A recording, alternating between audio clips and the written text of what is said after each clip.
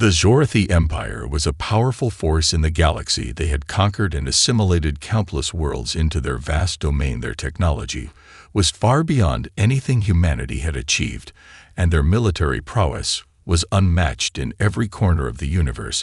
The Zorathi had long ruled with an iron fist, ensuring no species could rise to challenge their dominance. But Earth was different. The humans had been quiet for centuries, steadily expanding into space, making slow but steady progress. Their technology was primitive compared to the galactic powers, but they were relentless and creative, always looking for new ways to solve problems and overcome obstacles. It was that relentless drive that the Zorathi misjudge. It started with the discovery of the Zorathi Empire's plan to expand into a neighboring sector of space, a sector humanity had already begun to explore. The humans had no intention of engaging the Zorathi in any direct conflict, but the Zorathi saw the human expansion as a threat. They had always crushed smaller civilizations before. Why should this one be any different? They saw the humans as weak and fragmented, nothing more than a passing annoyance. The Zorathi decided to make a bold move. They struck without warning, a sudden and devastating attack on the human colony of Epsilon 9. The assault was swift and brutal. The Zorathi fleet descended upon the small human colony without mercy. Their ships unleashed hellfire upon the unprepared colony, reducing entire cities to rubble with relentless firepower. The humans never stood a chance. Their defenses were overwhelmed, and their cries for help were silenced before they could even be sent across the stars. The Zorathi were certain that this was the end of humanity's rise. They believed this brutal strike would send the humans cowering into submission, but they were gravely mistaken. On Earth, the news spread like wildfire. The sudden loss of a colony was a devastating blow, but it did something the Zorathi could not have anticipated. It united humanity in a way that no one had ever seen before. The shock and grief turned to rage and resolve. The United Earth Government, a coalition of nations from all corners of the planet, was formed in record time. They came together to create a response far stronger than the Zorathi could have imagined. Humanity's leaders from every country on Earth met to discuss the next course of action. They knew that retaliation was necessary, but it could not be hasty. It needed to be calculated. It needed to be overwhelming. Humanity would not fall so easily, not to an enemy that underestimated them so severely. Plans were put into motion to build a fleet that would match the Zorathi in strength and firepower. But humanity's true strength was not in their numbers. It was in their ability to adapt and innovate faster than any other species in the galaxy. The scientists, engineers, and military leaders on Earth worked tirelessly day and night to develop new technologies based on the wreckage from Epsilon 9. Alien technology that had previously been beyond their understanding was now the key to humanity's survival.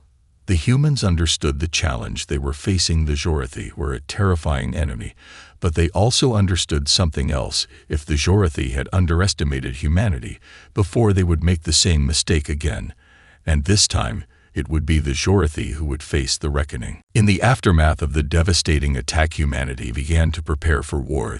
The United Earth Government quickly formed a council of military leaders, scientists, and strategists to devise a plan to retaliate. The first priority was to establish a fleet capable of taking the fight to the Zorathi.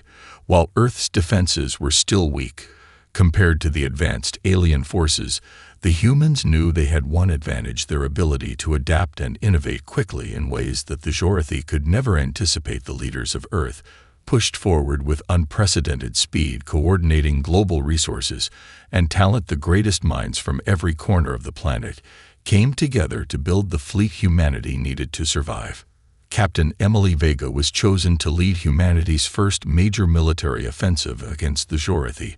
She was a rising star in the United Earth Fleet, known for her sharp mind and her unyielding determination. Vega had trained for years in both conventional and unconventional warfare, but the situation she now faced was unlike anything she had ever imagined. She was tasked with leading a fleet made up of hastily constructed ships and makeshift weapons against an enemy with a fleet that could destroy entire worlds. The weight of this responsibility was heavy, but Vega never wavered. She knew humanity's future depended on their success. The first phase of humanity's plan was to reclaim control of the war-torn colonies in the Epsilon sector, where the Jorathi had struck hardest. These colonies were key strategic locations, and their capture would allow humanity to strike back at the heart of the Jorathi Empire. The humans began by targeting weak points in the Jorathi defense systems. Small raids and sabotage missions were carried out with precision, using the alien technology they had captured from Epsilon 9. The Jorathi were caught off guard by the unexpected attacks. The humans did not fight the same way other species had. They were unpredictable and relentless. On the ground in the ruined colonies, the story was the same. The Jorathi had left behind a devastating trail of destruction, but humanity's spirit was unbroken. Survivors of the initial attack were galvanized by the idea that they had a chance to fight back. It wasn't just the military that stood tall. Civilians from every walk of life joined the effort. Engineers, volunteers, and even children helped rebuild the war machines and infrastructure needed to wage war. The colonies that had once been devastated were now transformed into makeshift military bases and factories for weapons. The Jorathi thought they had crushed the human spirit, but instead they had awakened a fury they couldn't have imagined. The humans learned fast and fought even harder. Their tactics were unconventional and often caught the Jorathi off guard. Small, nimble ships used hit-and-run strategies, disabling larger Jorathi warships before slipping away into asteroid fields and debris clouds. They employed new strategies for warfare, taking advantage of every weakness the Jorathi left exposed. The more the humans fought, the more they adapted, and the more they discovered about their enemy. The Jorathi began to realize that they had underestimated their human opponents in ways they could never have foreseen. The fear they had once felt from humanity's rapid technological growth now turned to something much darker. They had provoked something much more dangerous than they could have imagined. As the humans pressed forward, they knew they could not afford to stop now. The war had just begun, and with each passing day, the Jorathi Empire was beginning to feel the weight of humanity's wrath. The Jorathi had underestimated humanity in every way imaginable. Their initial strike had been a calculated attempt to crush any hope of resistance, but instead it had sparked something they could not control. The humans were rising not out of desperation, but out of a deep resolve to protect their home, their families, and their future. Humanity's first major offensive came in the asteroid fields of the HFY Belt, a critical region known for its rich resources and strategic importance. The Jorathi had stationed a formidable defense here, believing it to be impenetrable. What they failed to realize was that humanity had learned from every skirmish they had fought, and their tactics were evolving rapidly. Captain Emily Vega led the charge on this daring mission. Her fleet was smaller than the Jorathi's, but it was faster and more maneuverable thanks to the human ability to quickly reverse-engineer alien technology. The battle began with a sudden and unexpected strike on the Jorathi mining outpost. Humans used the terrain of the asteroid field to their advantage, launching swift surprise attacks from hidden locations. The Jorathi never saw them coming. The humans targeted key communication relays and supply lines, first isolating the Jorathi forces from each other. This split-second disruption allowed the human fleet to gain a foothold in the region and cut off the Jorathi's ability to coordinate reinforcements. As the humans pressed deeper into the asteroid field, the battle became a brutal game of cat and mouse. The Jorathi's larger ships struggled in the tight spaces, while human fighters darted through the rocks like shadows, attacking with precision and disappearing before the Jorathi could retaliate. The humans had developed a new weapon based on alien technology, a plasma disruptor that could disable Jorathi shields in a single hit. With this advantage, the humans took down several of the Jorathi's most advanced warships in quick succession. The Jorathi commanders were left scrambling, unsure of how to counter the relentless human onslaught. While the battle raged in space, another conflict was unfolding on the surface of one of the colonies. The Jorathi had left behind in their wake a colony named Thelion 3, was partially destroyed in the initial attack, but humanity had managed to salvage enough resources to launch a ground offensive. A team of human soldiers, led by Sergeant Jake Morrison, was tasked with liberating the colony from the Jorathi's remaining forces. The Jorathi had fortified their position with advanced weaponry and bioengineered soldiers, but the humans adapted quickly, using guerrilla tactics to undermine the Jorathi's defenses. Morrison and his team set traps and ambushes around the colony, taking out Jorathi patrols and securing critical supply depots. They used the environment to their advantage, hiding in the ruins and launching surprise attacks from unexpected angles.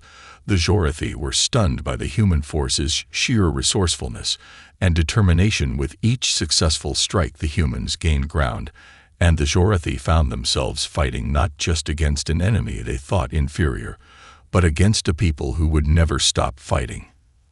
As the humans began to gain momentum, the Jorathi forces on Thelion 3 began to crumble. They had underestimated humanity on every level, from the battlefield to the battlefield. The humans were showing the galaxy that they could not be easily defeated. The tide of the war was beginning to shift, and with it came a terrifying realization for the Jorathi. They had provoked something far more dangerous than they could have ever imagined. The Jorathi had never faced anything like humanity's unrelenting will. Their superior technology and vast numbers were being slowly eroded by the ingenuity and persistence of the human forces. The more the humans fought, the more they adapted, and the Jorathi could feel the pressure building. Their once unshakable confidence began to waver. Captain Emily Vega's name had become a symbol of resistance. Her tactics were studied and copied across human fleets. She had proven that humanity's greatest strength was not in their numbers or their firepower, but in their ability to innovate and outthink their enemies. The Jorathi had underestimated the creativity of the humans, and now they were beginning to pay for it. As the human forces continued their campaign across the Epsilon sector, they began to strike at the heart of Jorathi territory. Their next target was a critical Jorathi base on the planet Valkyris. This planet was heavily fortified and surrounded by a massive defense network. The Jorathi believed it to be impenetrable. It was home to one of their most advanced weapon research facilities, and its destruction could cripple their war efforts. But to the humans, it was a target that had to be taken down at any cost. Vega knew that the battle would be difficult, but she also knew that the Jorathi were no longer as confident as they once were. The humans had already proven that they could win the impossible. The attack on Valkyris began with a well-coordinated series of strikes against the outer defense lines. Human ships moved swiftly and without warning, using new technology to develop from Jorathi designs to disable enemy communications and disrupt the enemy's ability to coordinate. This was a new tactic that humanity had perfected, using stealth and surprise to gain the upper hand against their much larger enemies. The Jorathi, once so proud of their advanced systems, found themselves unable to react fast enough to the human assault. The humans moved in fast and hit hard, targeting key installations with precision strikes that took out power generators and shield grids across the planet's surface.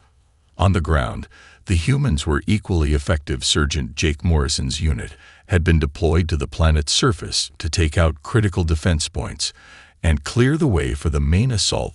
The Jorathi had thought their fortified bunkers would protect them from any attack, but they hadn't accounted for humanity's guerrilla warfare tactics, using everything from homemade explosives to Jorathi tech to break through the defenses. Morrison and his team moved with purpose, clearing each area one by one, leaving the Jorathi in disarray. Every move was calculated and every strike precise. The Jorathi never knew where the next attack would come from. Despite the overwhelming power of the Jorathi on the ground and in the sky, the human forces pushed forward, their determination growing with every victory. The humans knew the battle for Valkyris would not be their last, but they also knew it would be a turning point. If they could destroy this base and cripple the Jorathi's ability to produce their advanced weapons, it would mark the beginning of the end of the war. Humanity had been provoked, but now they were proving that they could fight back with a force and tenacity the Jorathi could never have anticipated. As the battle reached its climax, and the Jorathi were pushed back into their last remaining stronghold, Captain Vega and her forces launched a final assault that shattered their defenses once and for all. The humans had won another battle, but they knew the war was far from over. The Jorathi were not finished yet, but humanity had shown them one irrefutable truth: they had underestimated the human spirit, and now the reckoning was underway. The Jorathi were reeling from their losses. The human fleet had struck them harder than they had anticipated, and each victory made their once feared empire seem more and more vulnerable.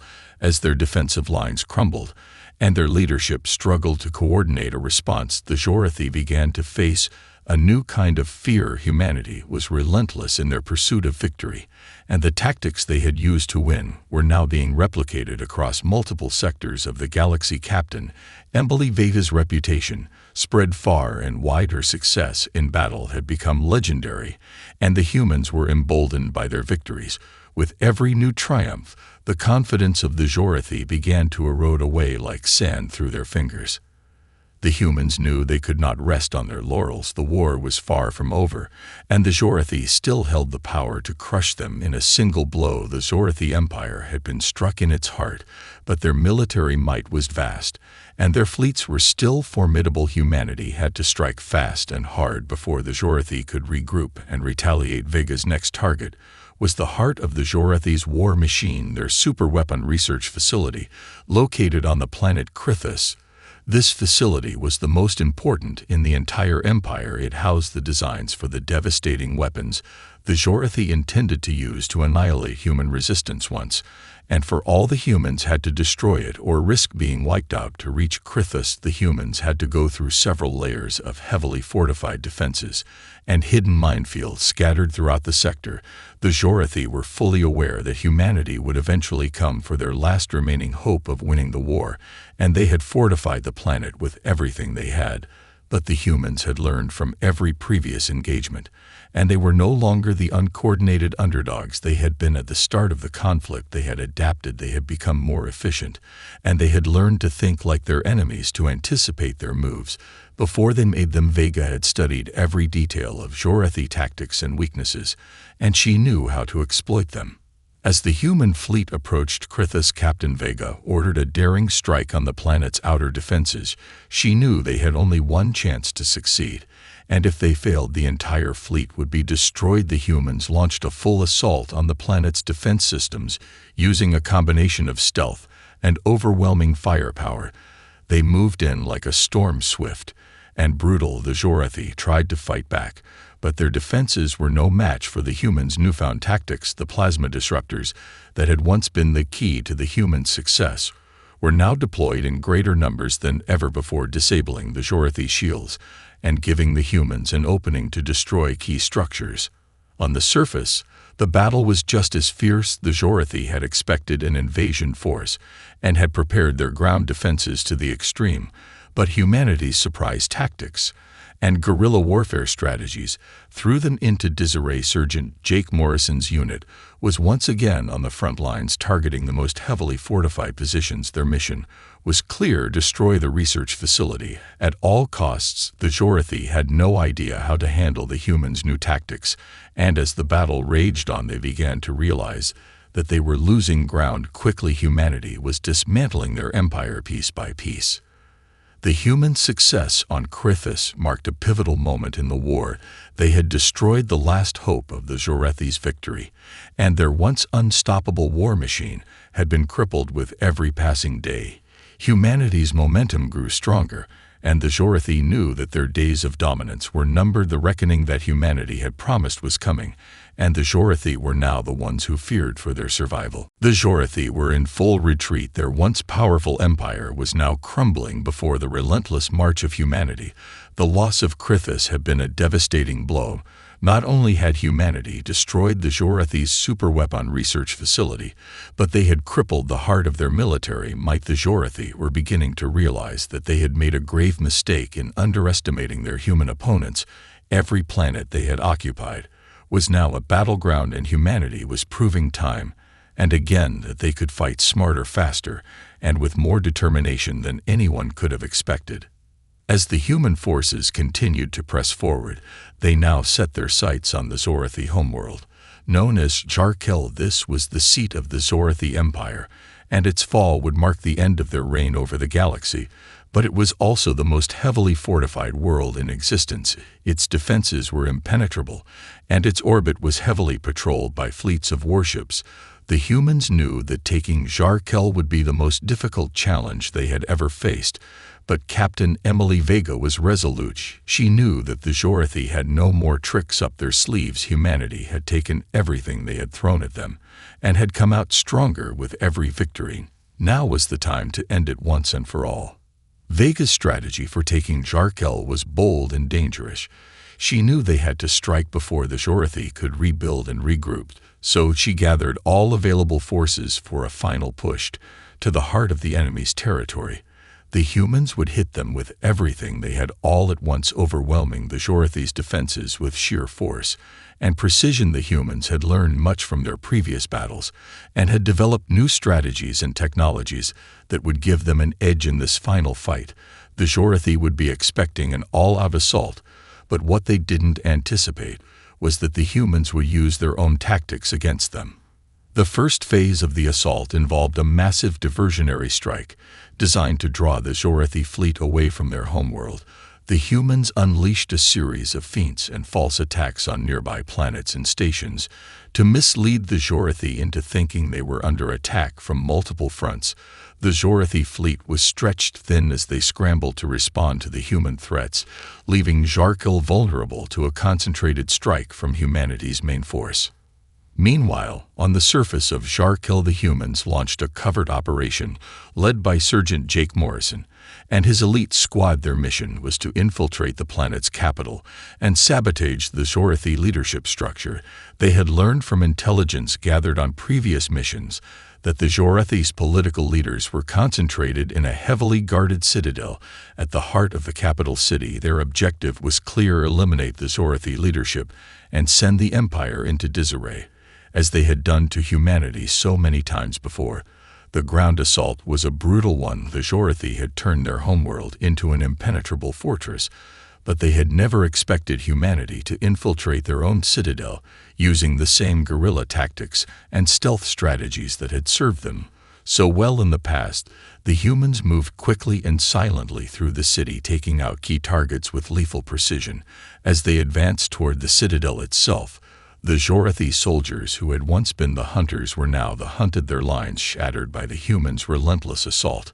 With the Jorathi leadership in disarray and their military stretched thin, the humans launched their final strike from space. The main human fleet arrived at Jarkel's orbit and descended upon the homeworld in waves. The Jorathi fleet was still recovering from the diversionary tactics, and they were unprepared for the overwhelming human attack. The final battle for Jarkel had begun, and it was clear to both sides that this would be the endgame for the Jorathi Empire. The final battle for Jarkel was unlike anything the galaxy had ever seen. The Jorathi had always believed themselves to be the apex of civilization, and their homeworld was their most treasured possession. They had underestimated the humans at every turn.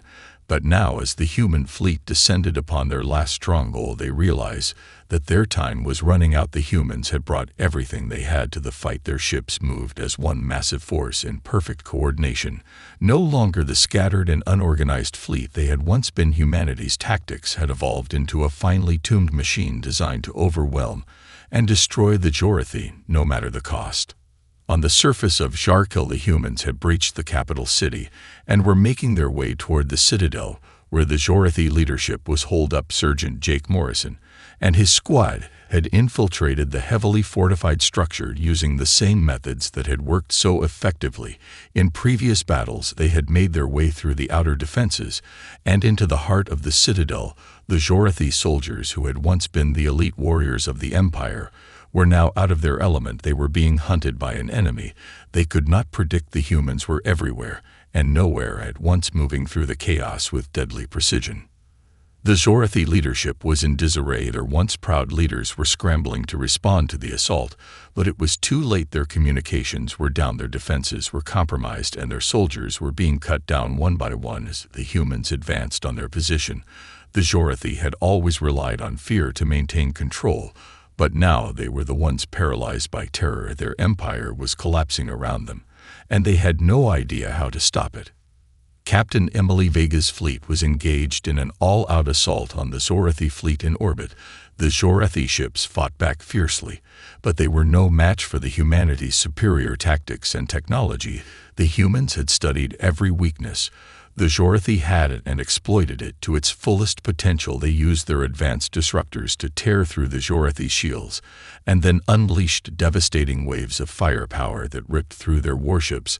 The Jorathi fleet was losing ships at an alarming rate. Their once formidable armada was being reduced to rubble with every passing minute. As the battle raged on, Vega's fleet pushed deeper into Jarkel's atmosphere. The final objective was clear: destroy the Jorathi homeworld, and with it their will to fight the humans had proven that they could adapt, that they could overcome the impossible, and now they were taking the fight directly to the heart of the Jorathi Empire. The Jorathi had thought they were untouchable, but the humans had shattered that illusion. They were no longer the underdogs they had once been. They were now the ones in control, and the reckoning was nearly complete. On the ground, Sergeant Morrison's squad had reached the heart of the citadel and were preparing to launch the final assault on the Jorathi leaders.